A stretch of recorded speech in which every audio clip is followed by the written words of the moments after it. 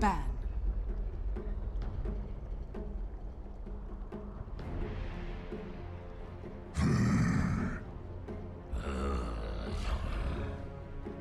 Dire team ban.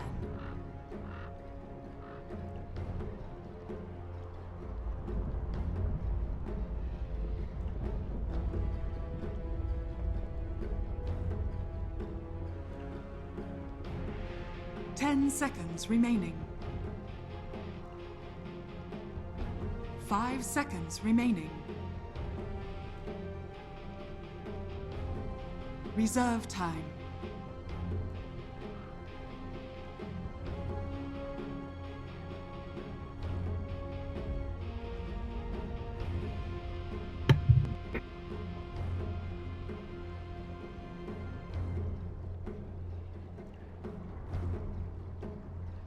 Okay, folks, hello and welcome to game number 2. We're going to be seeing VP versus Spirit. There are no tags because the lobby is broken.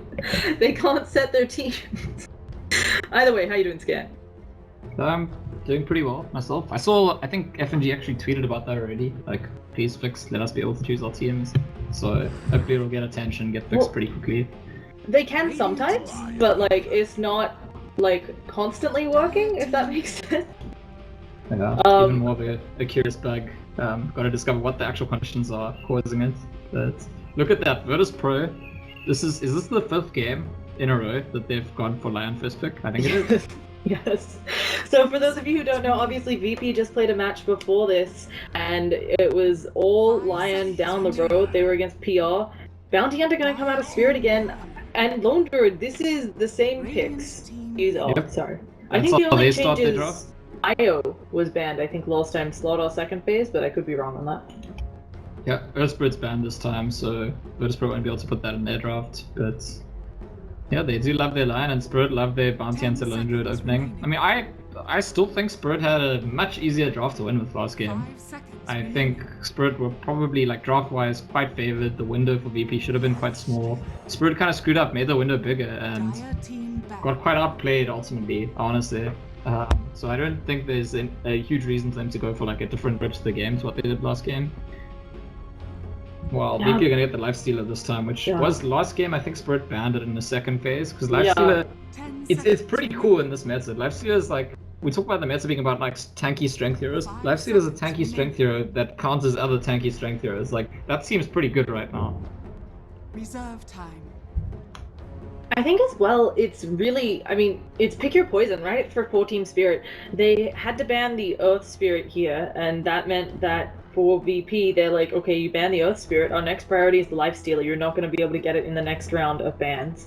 And as you said, Lifestealer has a lot of good stuff that deals with what folks are dishing out right now. You're a tanky carry who, especially if these teams aren't bothering with the Phoenix, you know, you've got some magic immunity. It's not super easy to bring you down. If the game progresses long enough, we've seen all those Lifestealers sitting at 3,000-4,000 health. It's just rough.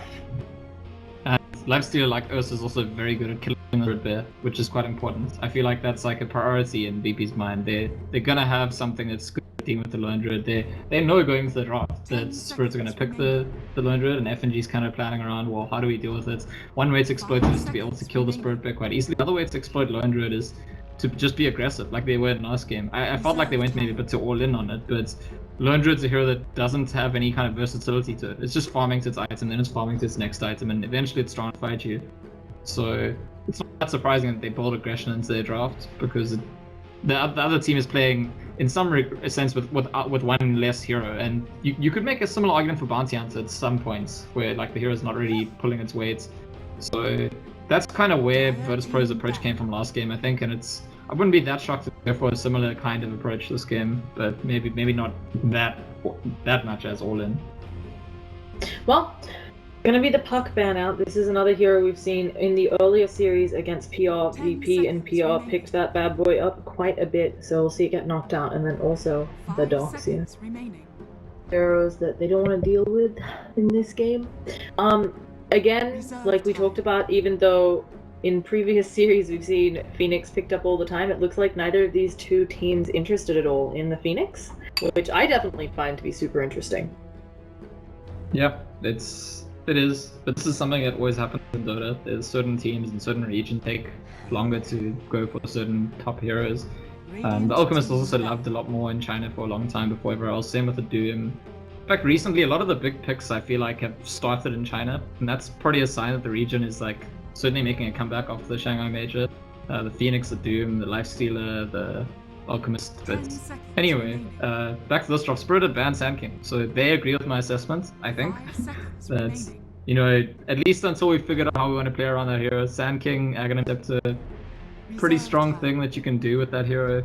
I hope it does become more popular. I mean, obviously not going to be in this game, but Sand King is like a interesting hero to watch. Makes the game, makes fights more interesting, I think. So, sort of good for the spectator, if you ask me. I know, that's how I feel every time Timbersaw gets picked up by teams, which is another hero which is becoming more and more popular with these tanky cores being picked up. I'm not holding my breath that it'll get picked here, but I definitely think depending on what VP continue to pick up, we could see it come out, but we'll have to wait. A lot of people have been running this safe lane Timbersaw. Disruptor again going to be banned up. We talked about this last drop, just very, very popular ban out. And DK, they're going for it again. Team Spirit is saying, hey, we may not have won with it, but we really enjoyed what that hero could bring to the table. And Virtus.Pro are like, well, cool, we'll go for a similar kind of draft again too. If that's gonna be your draft, because it really is the one major weakness of the kind of draft that Spirit keep running over and over is that it's not versatile in how it takes early fights. And so if you go for like the hardcore fighting lineup, you're probably going to outmatch them when you get to your timing. I still maintain that Virtus.Pro in their previous draft were very all in and almost didn't win because of that. And I don't know, maybe their argument is that they should have played better earlier on and then it wouldn't have looked that close. Because there was a stage where it looked like Spirit might stabilize. I would like to see Virtus.Pro go for a similar draft to last game, but with like slightly less, with like one other hero that scales a little bit better. For me, that would be nice. And with the Sand King being banned, that's quite likely to happen actually, because they do need to pick a different mid hero. Yeah. There are other options, right? There are other... You can definitely argue that there are other maybe melee mid heroes they could try for the Lifestealer mid. It can just keep chipping away at the DK, but they're all hard options. And we're going to get to see Havost Weaver. This is always really fun, watching the min-maxing come out. Yeah, and it's going to be a lot better than the Benj was last game. And this makes me even more certain that last game Benj was meant to be a support, and they changed it into carry because they felt they needed something early game orientated. The Benj wouldn't have been useful enough in the lane stage. But now they can pick it in advance. Okay, they've got an early game orientated carry in the Weaver. It can scale, but it also does a lot early on.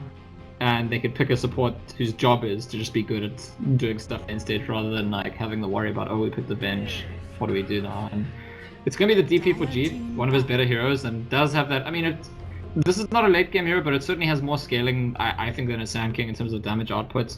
And it does also fit directly into their push lineup, and it gives them a specific pushing hero, which they did actually lack last game. Last game they had like all the aggression but no specific pushing hero, and I really like the pushing hero in this aggression-based lineup because it makes it easy for you to convert into objectives to win those fights. Additionally, it just helps you snowball, right? You can take the tier 1s really easily, as we talked about. You pop that Exorcism. They really need to burst down the Death Prophet, and sure, there are options for that. If you get the early Armlet Blink on the DK, you can blink in Dragon Tail, Flame, Breathe Fire, you hit her a couple times. But the Lone Druid, as we talked about last game, takes a while to get the Radiance online. And similarly with the Weaver, you need a Linken's at least. You're expecting that's going to be the pickup against a Lion. And then you get to start building damage. And that can sometimes take a while on the Weaver, even in the safe lane. Goblex banned out the Void, so afraid of the DP Void combo, though. I still feel like it's quite likely Yoko's playing the Tusk, and there's still support coming out for Virtus.Pro. It could go either way. They banned the Witch Doctor. They know for sure that it is a support coming out from Spirit then, and Witch Doctor would have been for sure the best support to get there, both in terms of the pushing and in terms of disrupting their fights early on. But we'll see now. It's this. I mean, I think I want to say that No Fear and FNG both play Lion, so this hero could be for Yoku or No Fear or FNG. Could be actually any of the heroes at this point.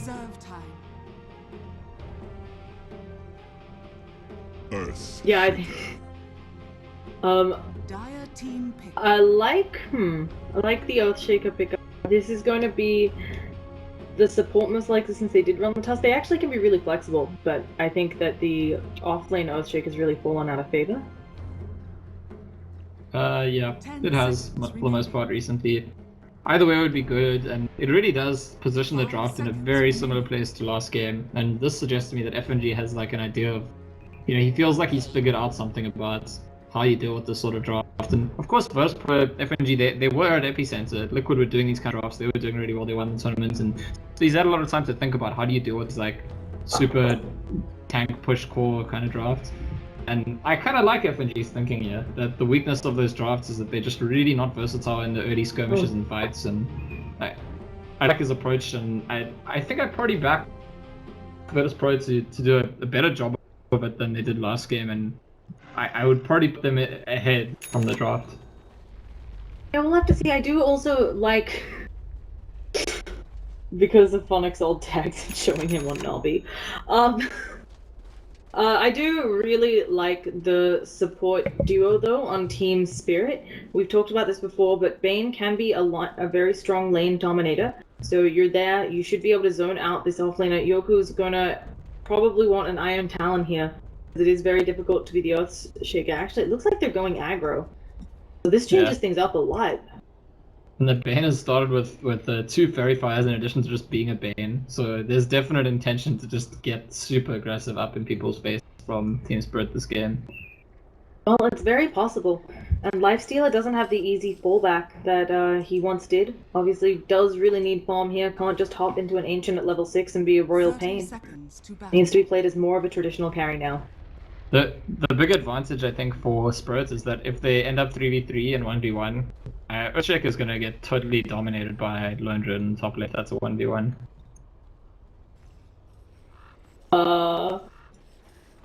Yeah. Also, just some funny stuff happening in chat. So, we will see Goldblack. They know that he's around. And Goldblack indicating that, hey, maybe we can go for this. This time, it is determined that Team Spirit have better rune control. So, they actually managed to get both runes.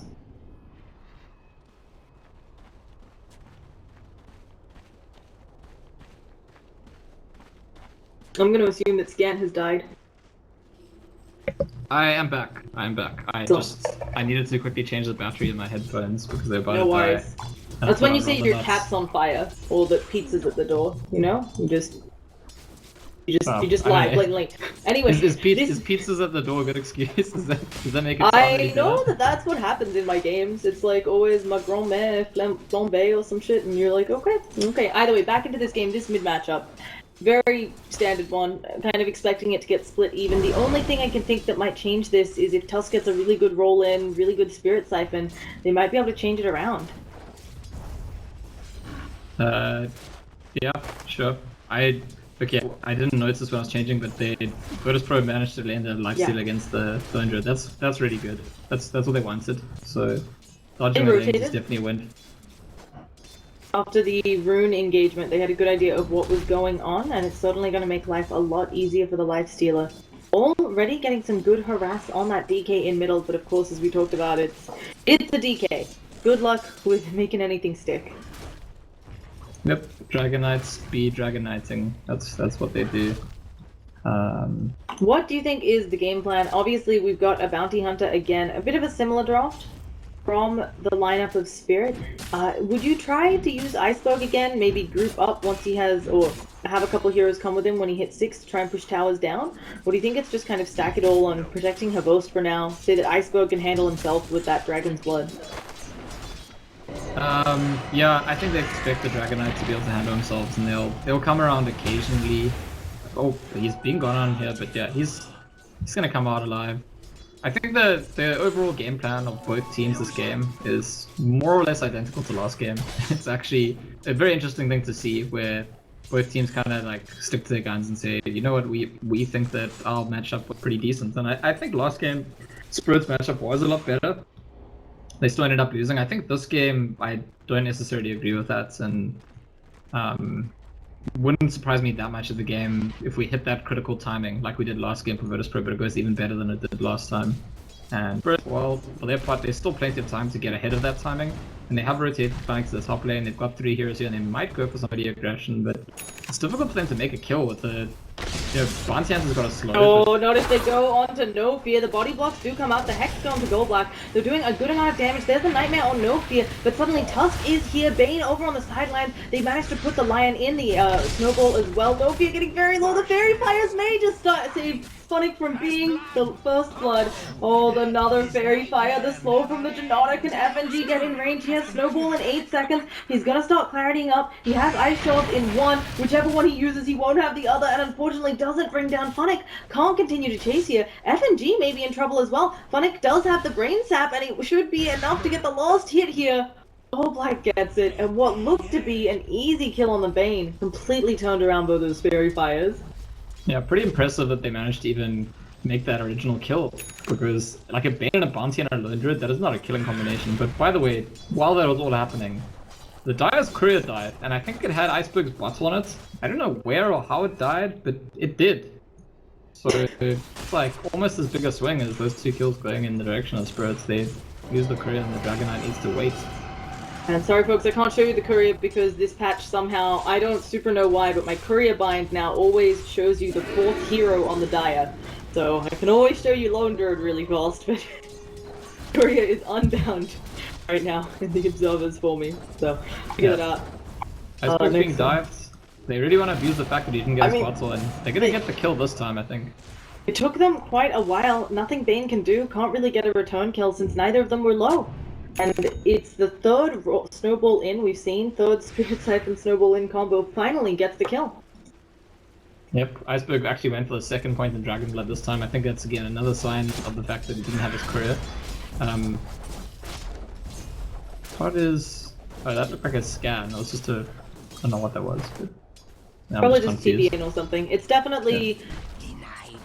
I do feel that maybe a little bit better way of differentiating what exactly the scan is could help out some. I think the text now that pops up that tells you who's scanning should help a bit. Yeah. So. Text is nice. Okay, in mid lane, they're trying to give it a go onto Iceberg again. As you pointed out, 2 points in that Dragon's Blood. The Ice Shard hit! Unlikely, but they will get the last hit with the Crypt Swarm. And Iceberg goes down again. G is now dominating this mid lane.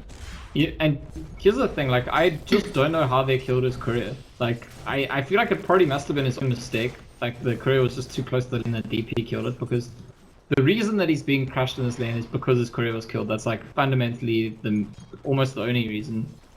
And it's not like Virtus.Pro don't have a Bounty Hunter that could have, like, gone behind and sniped it, and all their supports were in the fight at the top lane when the courier got sniped anyway.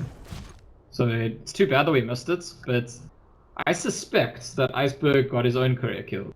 I suspect he's the one to blame. And I think that's something that can have a little bit of a tilty effect on a player. And Iceberg's he's a player that's been a centerpiece of this team. If he has a bad game, it's really bad for them. And I worry a little bit with a bad start to the game, especially if it includes getting the courier killed yourself. I worry about what it might do to, you know, his mentality, his psychology, especially when you're up against such a dominating mid player like G.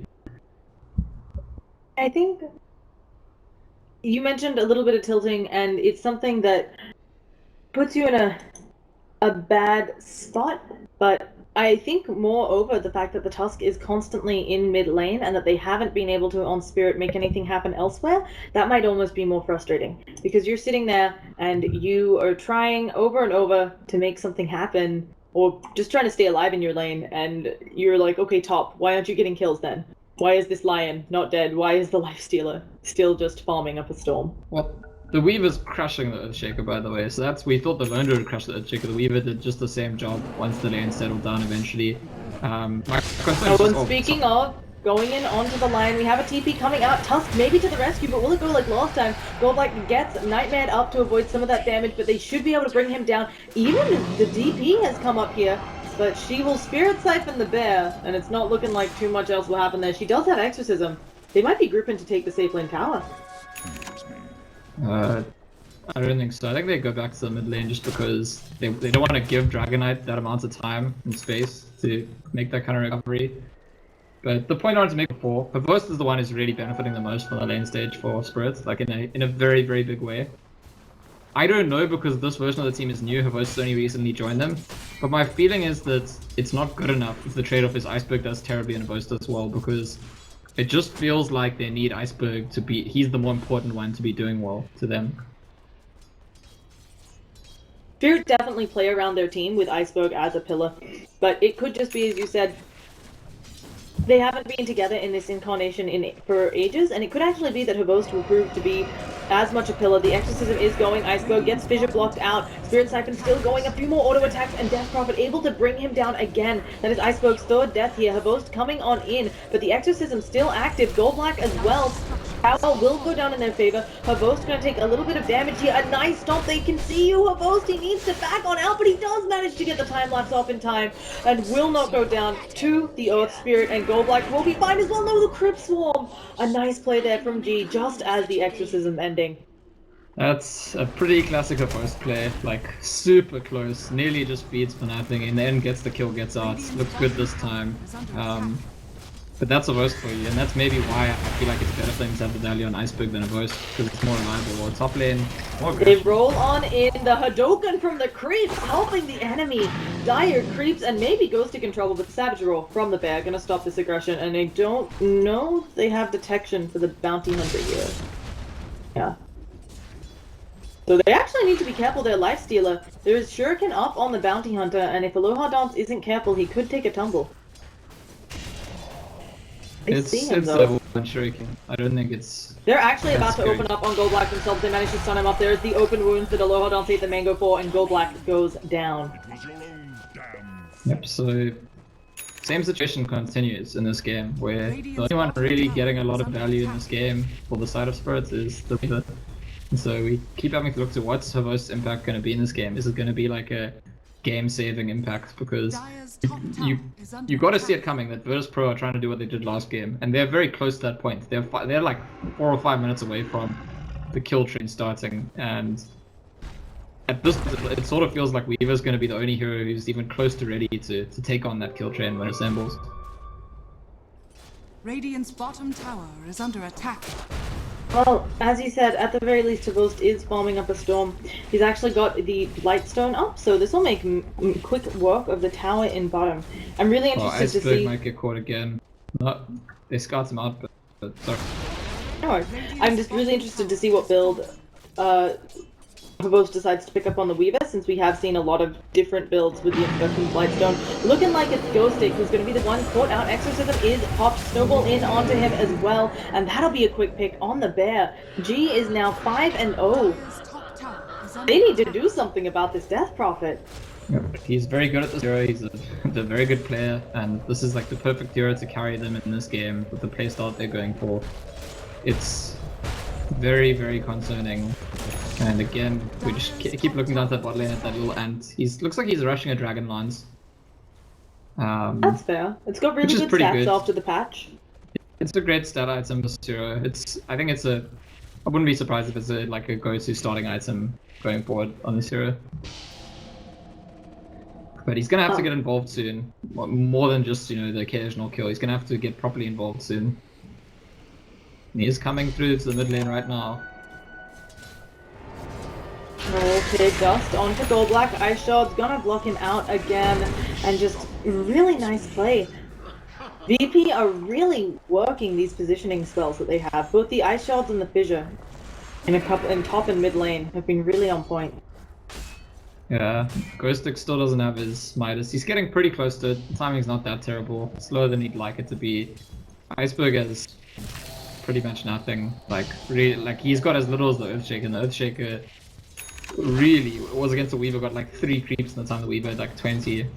At the bot lane, Lifestealer's infested in a meat weapon. So Yeah, I guess he was in a little bit of trouble. The Bane was coming around. I think Lifestealer just jumped in, wasn't 100% sure of the status of Fiend's grip. In that moment, you don't always have time to pull up the scoreboard and check, but DK on the wrong side of the Fissure. Spirit Siphon, Echo Slam even used, and Iceberg goes down again. Death number 4. And now they're going to get the Bane as well. What are you doing out of position? Ghost is here. Does manage to pick off the Earthshaker. So a nice kill there for Havost. Just going to keep chilling around them. Gold Black's in a lot of trouble. There they go. The explosion open. G just having a blast. Is going to turn around. They try to do something to Havost, but it's not looking like it's enough. And as you said, here comes the wagon. Yeah, he ran the whole way there in the wagon just so he could jump out, do that infest damage, finish Dire's off the middle kill. tower is under attack. The game's going fantastically well for Virtus.Pro, like really well. They were like last game they were struggling, but before they hit the window. In this game they've been ahead the whole time and about to hit that key window. So I'm a little bit worried for Spirits. I'm more than a little. I'm quite worried for Spirits, I should say. I think as well, something else to mention is that they were in trouble last game on Spirit, and it was a little bit different though, because of course it was Ghostic who was receiving a lot of this harassment. On the upside, Ghostic and Havos aren't too pressured, so maybe they can make a comeback off the back of that. Once the Deso's up on the Weaver, if that's what Havos decides to go next, skipping over the Lincoln Spear. Oh, Iceberg's in trouble. Basically, I think they can bring down the DP quite quickly with a Deso. And let's see if they can catch out Iceberg. Tusk has already used a lot there, unfortunately, on the wrong side of this fissure. But Exorcism is popped by G, running into a lot of them. You have to be careful here, G. She does have the Yules, so she manages to pop herself up into that. There's going to be dust flying out on both sides. Somebody needs some saving. G is in a lot of trouble, goes down to the Weaver's swarm. And now there's a snowball flying forwards, but it doesn't matter. There's the time lapse backwards. This VP may have overextended here. Lifesteal just hops into a creep, but all they get is the DK.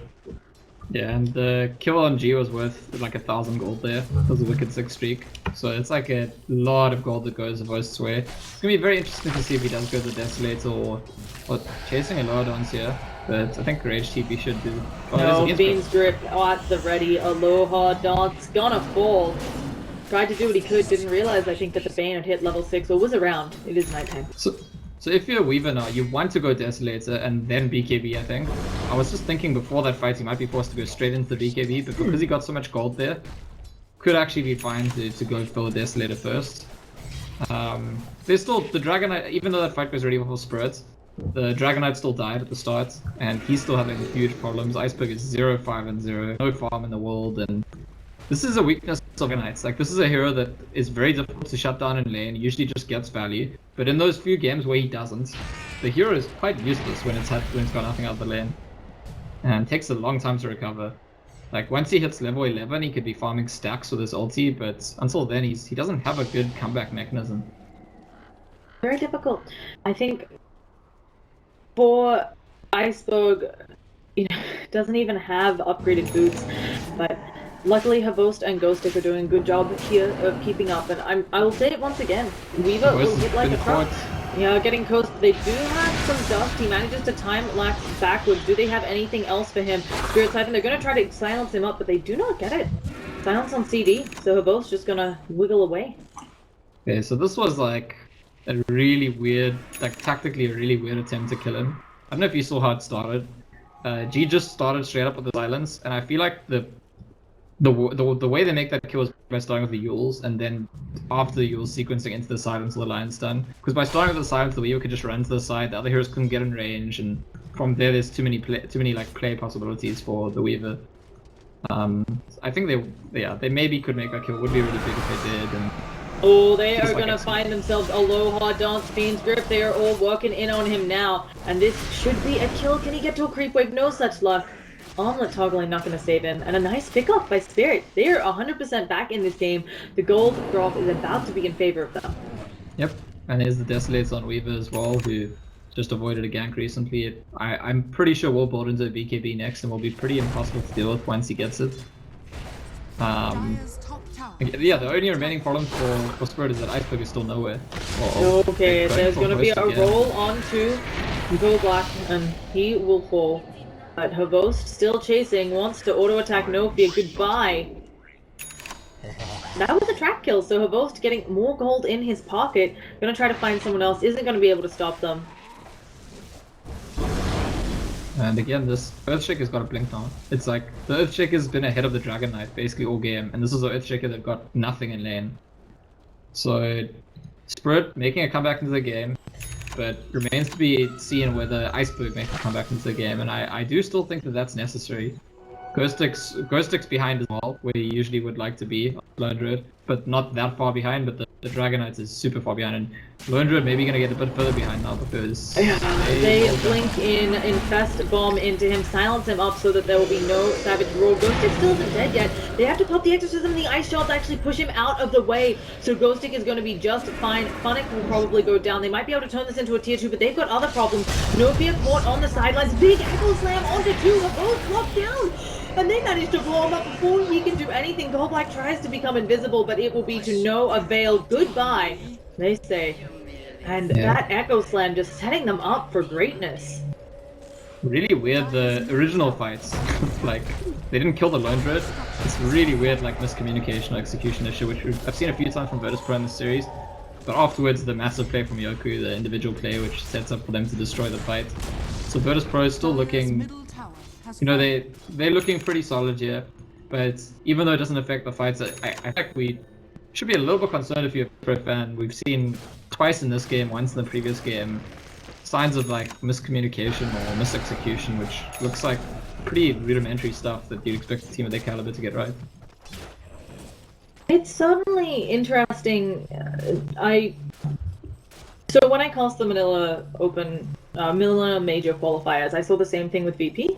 It felt very much like so they were all best of 2s, right? And they would dominate one game and they would get dominated the next, and it felt like a different team was there, you know? It just was one of those very unstable performances, and you've talked about this before, how that's usually just a sign of a team that's not doing so well. But I do wonder if it's maybe they're still finding their footing.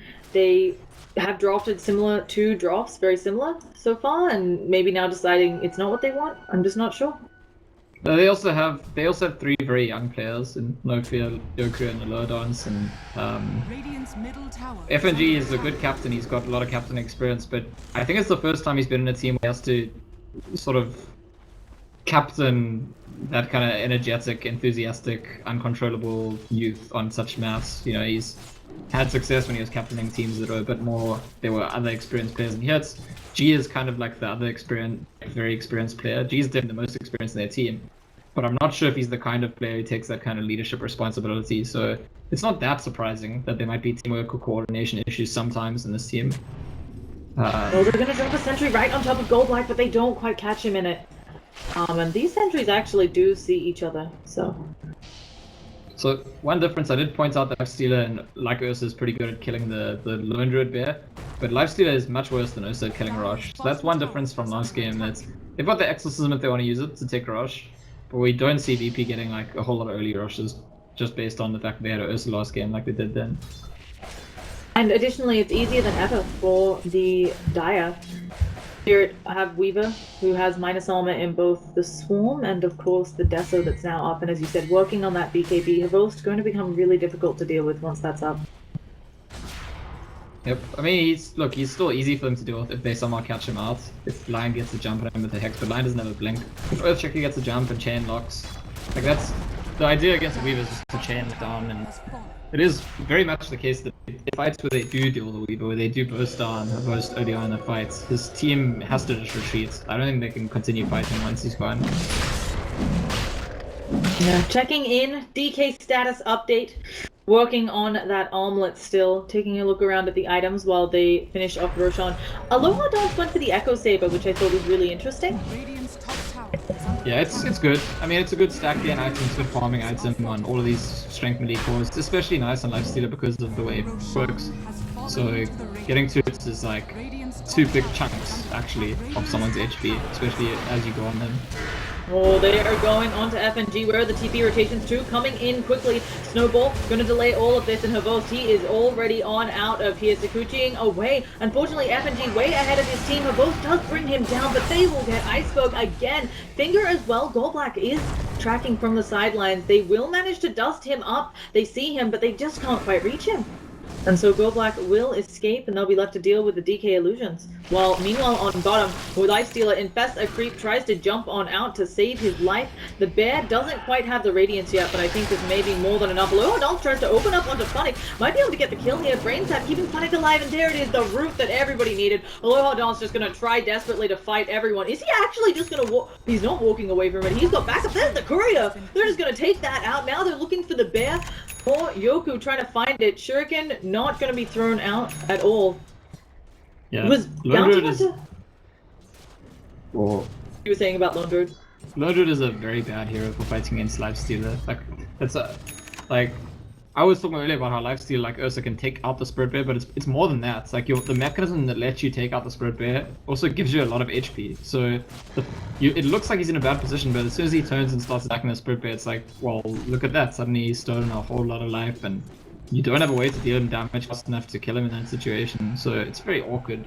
Like, the Weaver is the hero that's very good against the Lifestealer in this game. The Bane to some extent, because he can Fiend's Grip him. Dragon Knight could match up okay against Lifestealer if he had a lot of farm, but he doesn't. But the Weaver can do fantastically against the Lifestealer. That's the hero you want to be dealing with Lifestealer in fights.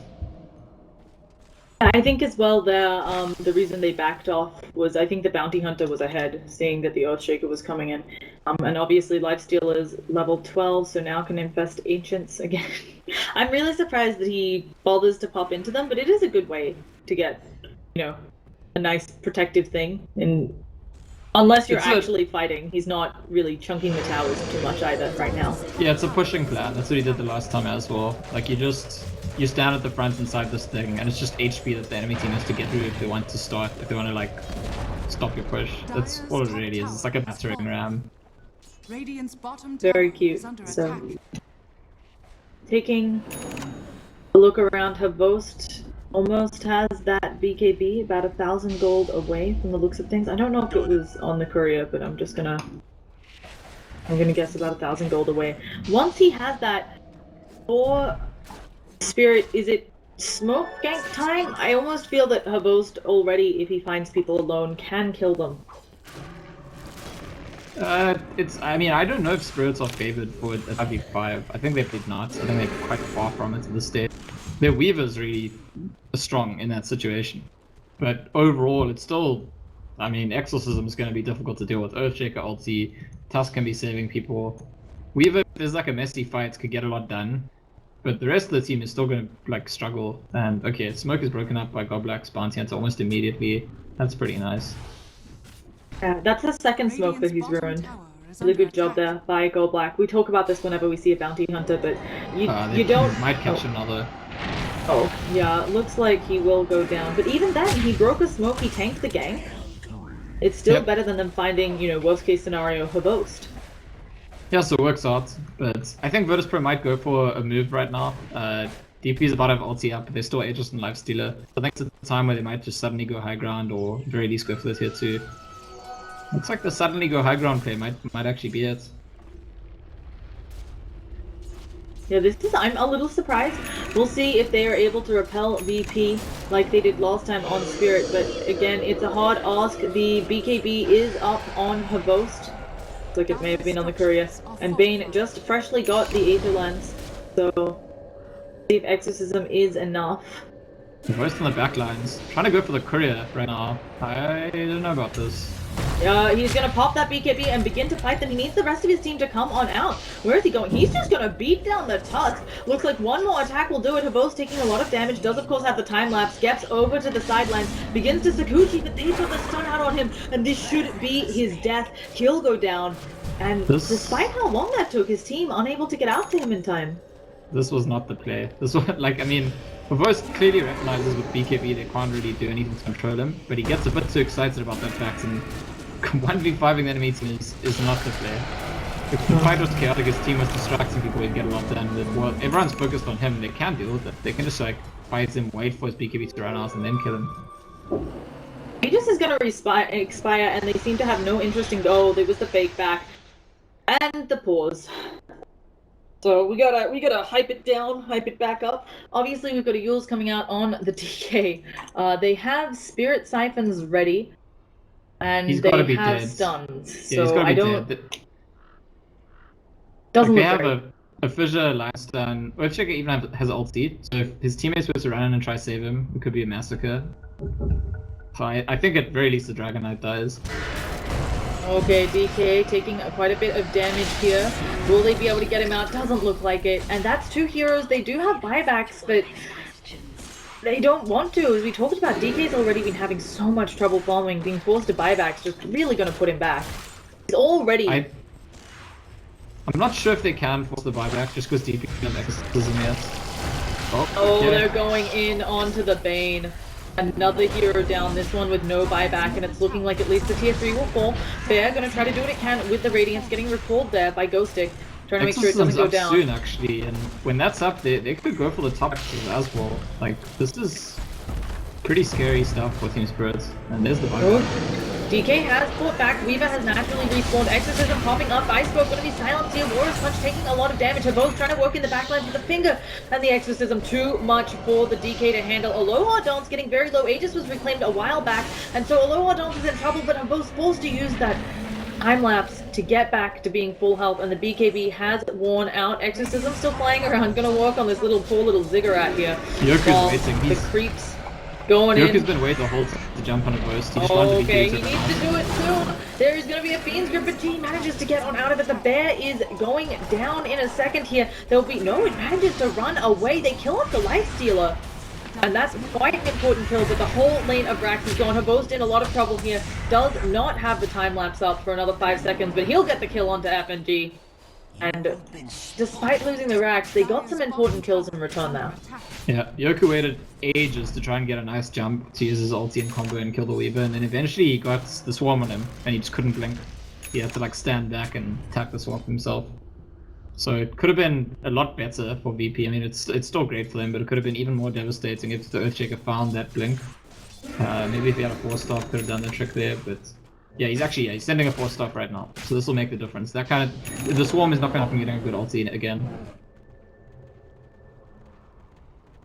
Yeah, I feel like if imagining the Echo Slam there, obviously huge impact. So, well, Ghostic going to continue farming up this time. Interestingly, he often goes for the pipe, but this time he has gone for the Vlads on his hero right after getting the Radiance up. So we'll see if that helps them out. Just trying to buff up Habost, it feels like. Yeah, but ultimately this is like, we said so much, but it's I don't think there's ever been a time that Iceberg's been on a team that does well in games where he does poorly. It's just, Avost is having a great game, but Avost occasionally is like wasting that strength. Whereas Iceberg, I think, is a more stable player. It's okay if Avost is having the unstable game and Iceberg's having the good one, but not the other way around. Lion trying to catch out Gold Black, but might not realize that Habost is there. The Echo Slam hits onto him too. Immediately the Fiend's Grip, but will it be enough? Yoku getting very low. He gets brought down immediately. Aloha Dance now on the back foot as well. Hops into FNG, and here is the Exorcism. She has a Yule as well. The Ice Shards blocking them apart, and now the Lifestealer is just going to rip right on through them. 3 on the deck. Weaver does manage to pick up Lion, but a 3 for 2 with 2 cores going down. That is such a win for VP. Unfortunately, the Roche isn't going to respawn in time for the Exorcism, but Habost, not sure he'll be able to find a pickup here either. Yeah, no, he can't. He's looking for the courier on the way back. I guess they're thinking if they burst down the Earthshaker, the fight's good for them, and the problem is that the Weaver's BKB was used. He's gonna probably get the courier. Yeah, he'll get it. Nicely done. Oh, and now he can actually backdoor.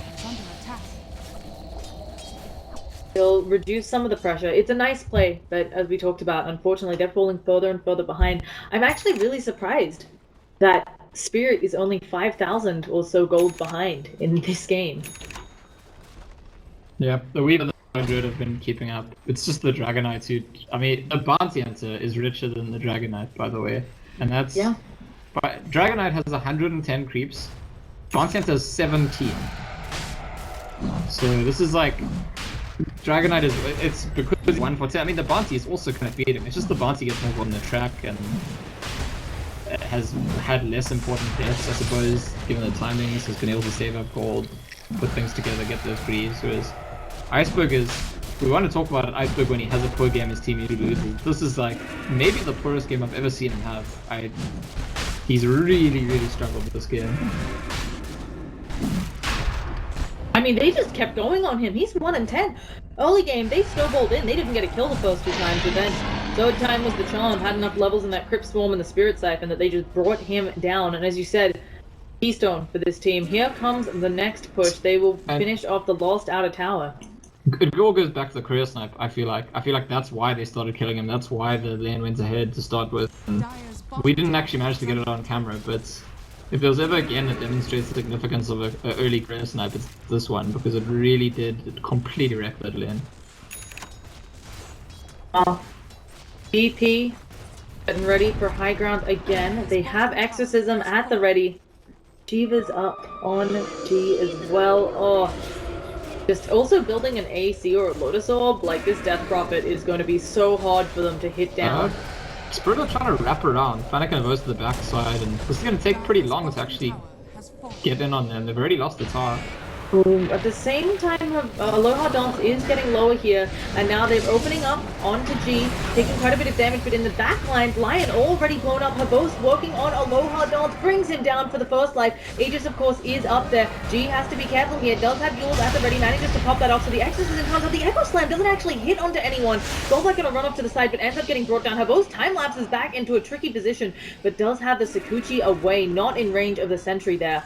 And it's just a 1-for-1 after all of that. Of course, the Aegis as well going down. Yoku looking for Bane here. Oh goodness, hits hard with that crit. Nightmare comes out, but it's not going to be enough. And ultimately, that's not enough from the wraparound. We've already used BKB. We'll see Weaver hitting really hard. Aloha Dance already down to half health. Dire Curry goes down again, but they have lost the range drag to both. Gonna try to bring down G. There's no more Exorcism. There's no Echo Slam either. Can they fight here? But the Snowball in Iceberg getting caught out, gets brought down. Her boast is dead as well. And now they will toss Lone Druid up into the air. The Bane does have buyback. Weaver buys back. Her both trying to come back into this, but Exorcism's back up thanks to that Octarine. And the GGs are called. VP will 2-0 Spirit and be the first team to qualify through to Phase 2 in their bracket of the StarLadder Europe qualifiers. G had some pretty gigantic games there, really. Like, he only got back to the last game first series, and his Dragon Knight was insane. I think he had 16 kills in that game as well. The first game of this series, he played Sand King, wasn't doing that much early on. Once he got the Ags, he was like definitely man of the match, super impressive. And this game, the Death Prophet just everywhere, killing everyone, dominating the lane, never looking back. So great stuff from him. I kind of like how right at the end there, the Dire's courier died. Just like underscoring that point. I think